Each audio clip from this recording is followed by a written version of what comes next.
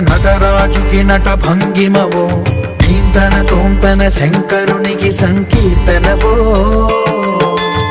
ఈశ్వరుడే అనునిత్యం తనలో తలచుకునే ఓంకారమువో, శివ హృదయం కరిగించే ఆ పంచాక్షరివో.